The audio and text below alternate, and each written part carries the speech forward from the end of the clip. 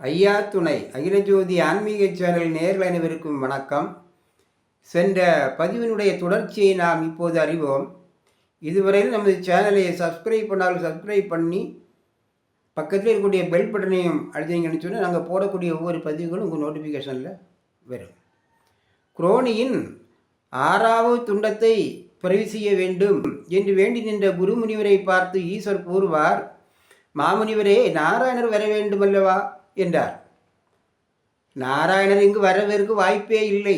ஏனெனில் 9ஆம் பிறவி பிறக்கப் போய் தவசு புரிவதற்காக மெஞ்ஞான ஒளியாய் இருக்கின்றார் என்று கூற, சிவபெருமான் மேலோகத்தார்களான தேவர்கள், முனிவர்கள், தர்மிகள், சாஸ்திரங்கள், வேதங்கள், தபோதனர்கள் என்று தேவசங்கத்தார் அனைவரையும் வரவழைத்து நாராயணர் எங்கே இருக்கின்றார் என்று கேட்க, 9ஆம் பிறவி ஒடுங்கி அவர் மேல் பிறவி பிறக்க கீழுலகில் இறந்து கிடக்கின்றார் என்று அனைவரும் ஒரே குரலில் கூறினார்கள். அதாவது, ஒரு செய்தியை நாம் பிறரிடத்திலே கூறுகின்றோம் என்றால் அது பற்றிய முழு விவரத்தையும் நன்றாக அறிந்த பின்புதான் நாம் பிறரிடத்திலே கூற வேண்டும். அதுபோல ஏதாவது ஒரு சம்பவத்தை நாம் காண்கின்றோம் என்றால் அந்த சம்பவம் பற்றிய முழு விவரத்தையும் நன்றாக அறிந்து தெளிந்த பின்புதான் நாம் ஒரு முடிவுக்கு வர வேண்டும். நமது அகிலத்திரட்டமான ஆகமத்திலே மிகவும் நுட்பமாக சிந்திக்கக்கூடிய சில பகுதிகள் உள்ளன. குறிப்பாக சம்பூர்ண தேவன் மனுப்பிறப்பு மற்றும் ஐயா வைகுண்ட பரம்பொருள் அவதார பகுதி போன்ற பல பகுதிகளை மிக மிக நுட்பமாக முன்பின் வரலாற்று தொடர்களை நன்றாக சிந்தித்து அறிந்தால்தான் ஐயா கூறியுள்ள உண்மை தன்மையை நாம் அறிந்து கொள்ள முடியுமே தவிர மேலோட்டமாக படித்து பார்த்தோமேயானால் முரண்பாடான பொய்யான ஒரு செய்தியைத்தான் நாம் உணர்ந்து கொள்ள முடியும். எனவேதான் ஆய்ந்து தெளிந்து அருளு நீ என் மகனே என்று ஐயா விஞ்சை பகுதியிலே கூறியுள்ளார்கள். இங்கே நாராயணர் எங்கே இருக்கின்றார் என்று சிவபெருமான் தேவரிடத்திலே கேட்கின்றார். அவர்கள் அனைவரும் என்ன சொல்கின்றார்கள்?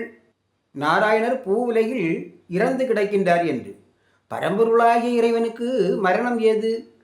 இதை தேவர்களும் முனிவர்களும் சிந்தித்தார்களா? எல்லாவற்றிற்கும் மேலாக சிவபெருமானும் நாராயணர் பூவுலகில் இறந்து கிடக்கின்றார் என்று தேவர்கள் சொன்னதை நம்பிவிட்டார். சரி, அவராவது சிந்தித்து பார்க்க வேண்டாமா? ஆனால் தேவர்கள் சிந்திக்காமல் சொன்ன பொய்யான செய்தியை உண்மை என நினைத்து தேவ சங்கத்தார்களை பார்த்து ஈஸ்வர் கூறுவார், நாம் இதுவரையிலும் குரோனியை 6 பிறவிகள் செய்தோம். 6 பிறவியிலும் அசுரர்களாகவே பிறந்து இறைவனை அவமதித்தார்கள். இது இவனுக்கு 7ஆம் பிறவி. இந்த பிறவியிலும் இறைவனை வணங்காமல் இருந்தானேயானால் இனி இவனுக்கு இறப்புதான் முடிவாக இருக்கும். ஏனெனில் அடுத்த பிறவி என்பது கிடையாது. ஆகையால் அவனை அழகு சௌந்தரியத்துடன் அறிவு ஞானத்தோடும் இறைவனை துதித்து வணங்குவதற்கு பல வேத சாஸ்திரங்களையும் ஆகமங்களையும் வகுத்து கொடுத்து நல்ல பிறவியதாய், முன்பு நாராயணர் அசுரர்களை அழிப்பதற்காக 4 முழம் உயரம் கொண்ட வடிவு எடுத்தது போல இவனையும் 4 முழம் உயரத்தோடு நாம் பிறகு செய்து வைத்தால் நன்றாக இருக்குமா என்று தேவர்களிடத்திலே கருத்து கேட்டார் ஈசர். அங்கிருந்த தேவர்களும் முனிவர்களும் சரிதான் என்று ஒப்புக்கொண்டார்கள். குரோனியின் 6வது துண்டம் உயிர் வருவதற்கு திருவுளம் கொண்டார் ஈசர். கணப்பொழுதில் குரோனியின் துண்டம் தலை கீழாகவும் கால் மேலாகவும் பிறந்து நின்றது. தேவர்களும் முனிவர்களும் பார்த்து இது என்ன மாயம் என்று அதிசயித்தவர்களாய் ஈஸ்வரிடம் ஓடோடி வந்து செய்தி சொன்னார்கள். ஈஸ்வரரும் அதிசயத்தை பார்ப்போம் என்று தன் இருப்பிடம் விட்டு எழுந்து சென்றார். ஈசரின் இச்செயலை கண்ட நந்தி அவரின் எதிராக வந்து நின்று கொண்டு, சுவாமி, தேவர்களும் மூவர்களும் எந்த மூர்த்திகளும் காண முடியாத தாங்கள் இருந்த இடம் விட்டு எங்கே செல்கின்றீர்கள் என்று கேட்டார். இதனுடைய தொடர்ச்சியை நாம் அடுத்த பதிவிலே அறிவோம். ஐயா துணை.